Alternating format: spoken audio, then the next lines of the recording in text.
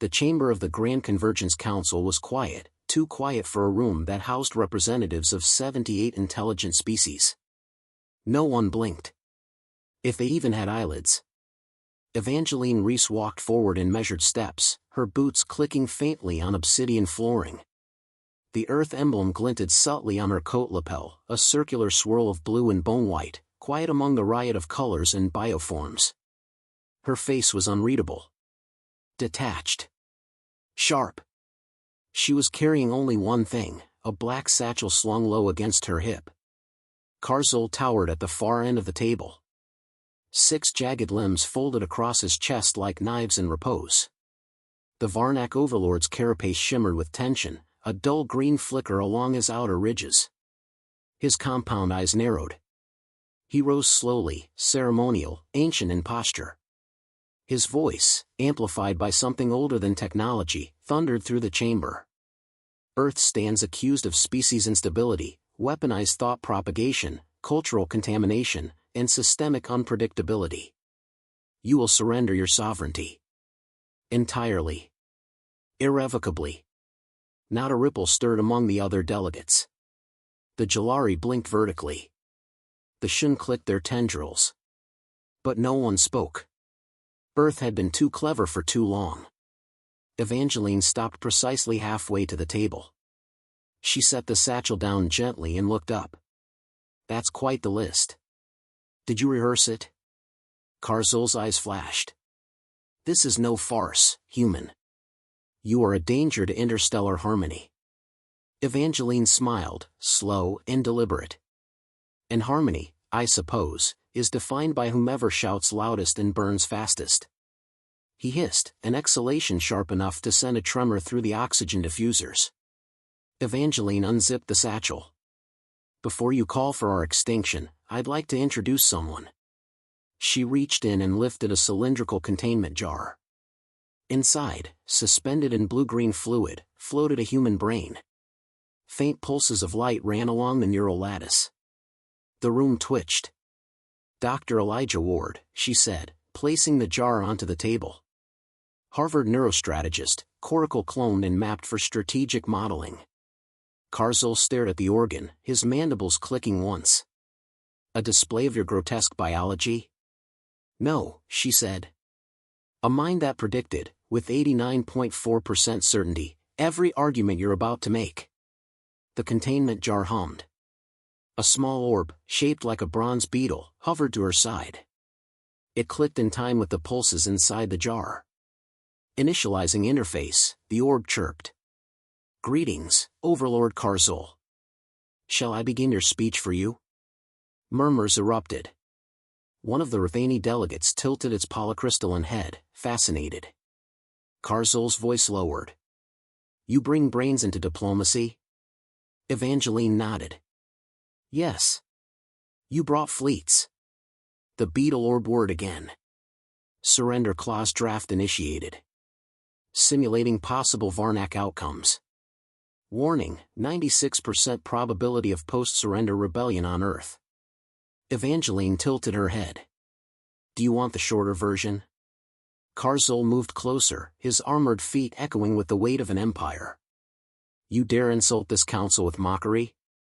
No, Evangeline said calmly, her eyes steady. I respect the council too much for that. This is a demonstration. We don't bluff. We strategize. The beetle orb chimed. Calculated response, suggests deflection. Proposed Varnak phrase, this is beneath us. Shall I continue? The chamber was dead silent. Karzul's hand twitched. That thing is a weapon. It's a brain, Evangeline replied. You said humans are unstable. I brought stability. Karzul's voice rose. You brought arrogance. No, she said. I brought an answer. The orb began reciting data aloud, tactical simulations, economic consequences, species extinction curves. Not threats. Just probabilities. Pure logic. The Glor ambassador leaned forward, fascinated. It thinks in futures, it whispered. Karzul snarled. It is forbidden to manipulate council judgment with bioartifacts. Evangeline turned to the assembly. Show me where that's written. We read the entire Concord Charter. 5 languages. 6 extinct dialects. Not once is cognitive modeling forbidden. Another delegate muttered agreement. Evangeline tapped the jar. This brain, this tool, isn't here to threaten. It's here to clarify. If Earth is forced into surrender, we will not resist militarily. We will simply rewrite. Rewrite what? Karzul spat. Thought, she said. Language. Culture. We don't destroy empires. We live inside them. Silence. Then the orb buzzed again. Suggested submission clause. Earth shall maintain independent cognitive sovereignty under watch. Karzul exploded. You will not dictate terms. Then rewrite your ultimatum, Evangeline said. Because the brain just drafted your concession speech. For a long moment, no one spoke. Then the Sci delegate, a floating ribbon of color, shimmered. I propose a recess. 30 standard minutes. No one objected. As the council slowly emptied, Karzul stepped closer to Evangeline, towering above her. His voice was low. This ends in war. Evangeline met his gaze, unblinking. No, Overlord. It ends in influence. She turned, picked up the brain jar, and walked toward the Earth chamber, leaving behind a silent, seething Overlord and a whispering council. Behind her, the orb chimed cheerfully. Meeting logged. Outcome probability updated. Likelihood of full-scale Varnak withdrawal now 41%, and rising. The private chambers of Earth's delegation were modest, glass walls, oxygen-regulated air, and dim ambient lighting tailored to reduce stress in humans. Evangeline Rhys stood alone at the circular table, gazing at the pulsating brain still sealed in its containment jar. The orb hovered nearby, quietly downloading council murmurs from the last 30 minutes. She didn't pace. Pacing was emotional noise. Instead, she reviewed probabilities. Update, she said. The orb projected a silent graph. Likelihood of forced surrender, 27% and dropping. Varnak unilateral aggression now reduced to 39%. Sci, Droshan, and Glor delegates leaning neutral positive. She exhaled slowly. Make it 20%, she said. The council reconvened with visible tension. The Glor's polyhedral skin had shifted from translucent blue to a glinting gold, curiosity. The Sci delegate hovered closer to Earth's quadrant than before, a sign of tentative alignment. Only the Varnak seats remained stiff and venomous. Karzul returned with a retinue of junior ministers, none of whom spoke. The Overlord took his place at the center of the ring and struck the floor with a claw. We call for review of Article 7.2, illegal deployment of sentient warfare, he declared. Earth has used biointellect as a coercive mechanism. That alone is grounds for ejection. Evangeline didn't flinch. Respectfully, she said, Article 7.2 prohibits enslaved sentient bioforms. Our model is a coracle copy, there's no original to enslave. Karzul jabbed a digit at the orb. It speaks. It argues. It mocks. It feels. The orb buzzed pleasantly. I do not feel. I emulate. Shall I simulate grief for your confusion? Laughter. Short. Contained. But audible. Karzul hissed again. The mind you parade is dangerous. It deconstructs intent. It manipulates through inference. That is a weapon. Evangeline stepped forward. Her voice was calm, but every syllable struck clean. So does every Varnak ambassador. Difference is, ours fits in a jar. One of the Droshan delegates leaned forward, bulbous eyes unblinking. Does it think independently? The orb rotated midair. Define independently. I extrapolate from available data. Like your courts. More laughter. The Droshan sat back, nodding. Karzul's jaw twitched.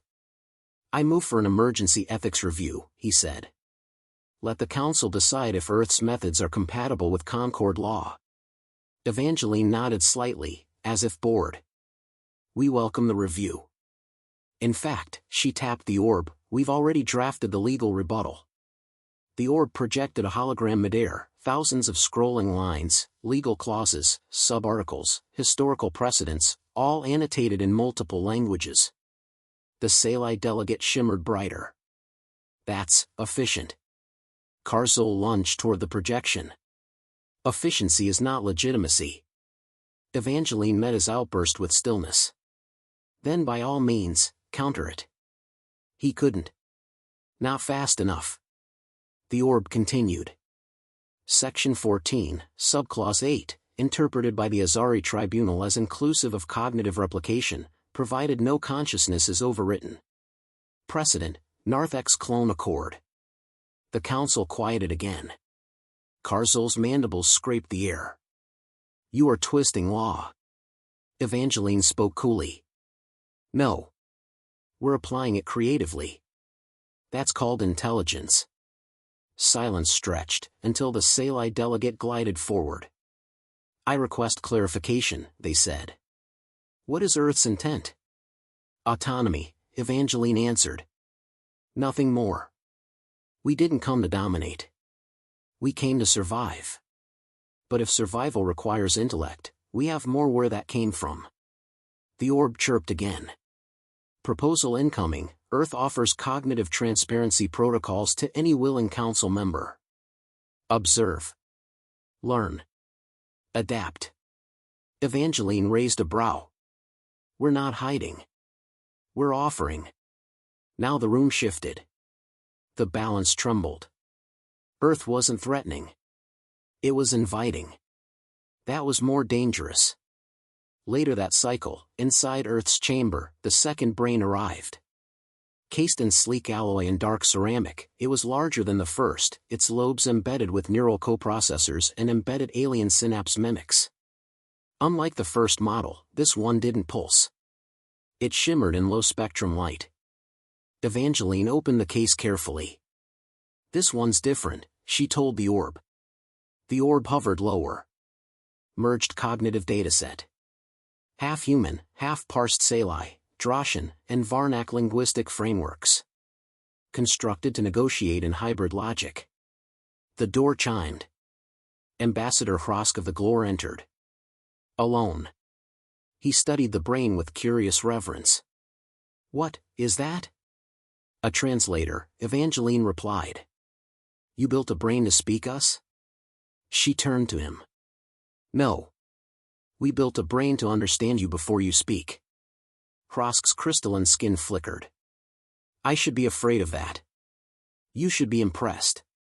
He smiled, at least, in the way his species did. I am. The next morning, as the council prepared for the ethics review, rumors spread like viral code. Earth had built neural models of every council species. They could simulate emotion better than the species themselves. They had no fleet, no army, just minds. The power had shifted, quietly, with no weapon fired. Karzul saw it too. In his private hall, he stared at a live feed of the council chamber. He watched delegates lean closer to Evangeline. He watched the Sci shimmer brighter near her voice. He turned to his advisor. We were fools to bring fire. The humans brought mirrors. The advisor spoke in clicks. They will reflect us into extinction. No, Karzul growled, pacing now. They'll replace us. One idea at a time. Then he paused, his claws flexing in slow realization. She's not here to win a debate, he whispered. She's here to infect the council. Back in chamber, Evangeline stood once more. Behind her, both brains sat in containment. Silent. Waiting. She didn't raise her voice. You called us unstable. Yet we seek balance. Her eyes swept the room. You called us unpredictable. Yet we show you simulations. She let the silence linger. We don't conquer. We don't assimilate.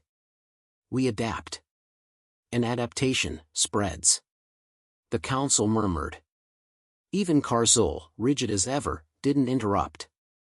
The orb hovered forward. Final declaration: Earth proposes full recognition as sovereign members. We offer open cognitive sharing protocols. In exchange, non-interference. And a seat. No one moved. Then the Sci floated up. I vote yes. Glor followed. Yes. One by one, hands, tendrils, voices rose. Even the Rutheni, who had never voted once in 2 centuries, clicked twice, an affirmative. Karzul stood unmoving. Evangeline met his gaze. You can vote against us. Or you can listen. The Overlord said nothing. But in that silence, the council cracked, just enough. An Earth stepped through. Karzul didn't sit. His frame loomed in the council chamber, motionless, but it was a coiled stillness, the kind that suggested something ancient was straining not to erupt. Across the obsidian table, Evangeline Rhys placed her hands neatly in front of her. The containment jars, 2 of them now, glowed faintly at her side. One pulsed with human neural rhythm. The other shimmered with hybrid cognition. The chamber lights dimmed for the final vote. No speeches remained. No theatrics. Just silence and the flicker of decision. Begin, announced the Sci moderator. Each delegate lit their signal. Green for consent. Red for objection. Yellow for abstention. One by one, the colors blinked into existence. Evangeline watched without emotion. Her mind was elsewhere. Calculating. Watching the corner of the room where Karzul's second stood, whispering in low Varnakese. The final tallies appeared in the air. White heavy checkmark recognition of Earth as a sovereign intelligence-bearing member of the Intergalactic Concord. Vote passed. 43 in favor. 33 opposed. 2 abstentions. A quiet breath escaped the room, not relief, but something deeper. A recognition that the tide had shifted in a way that couldn't be undone. Evangeline rose calmly and turned to the council. Thank you. She didn't elaborate. The best closing arguments never needed to. Karzul stepped forward slowly. Deliberately. The air around him crackled, the atmosphere struggling to process the chemical fury leaking from his joints. You've won your vote, he said, voice low, venom coiled in syllables. Enjoy it while it lasts. I intend to, Evangeline replied, folding her hands behind her back. You do not understand what you've unleashed, he hissed. You've seeded chaos among civilizations older than your solar system. We didn't bring chaos, she said. We brought a mirror. Karzul's claws scraped the stone as he leaned closer. You made us question the structures that held this galaxy together. That's the beginning of peace, she said. No. That's dismantling. The orb hovered quietly beside her. It had been recording the entire interaction. I can redact the part where you threatened an Earth representative post-vote, it chirped. Would you like that, Overlord? Karzul froze. The council watched. Evangeline stepped around the table. Calm. Precise. She walked right up to the towering Overlord and reached into her satchel once more. He flinched, but she didn't pull a weapon. She placed a 3rd containment unit on the table. Smaller. Different. The brain inside was darker, leaner, with cybernetic threadwork running through its cortical folds.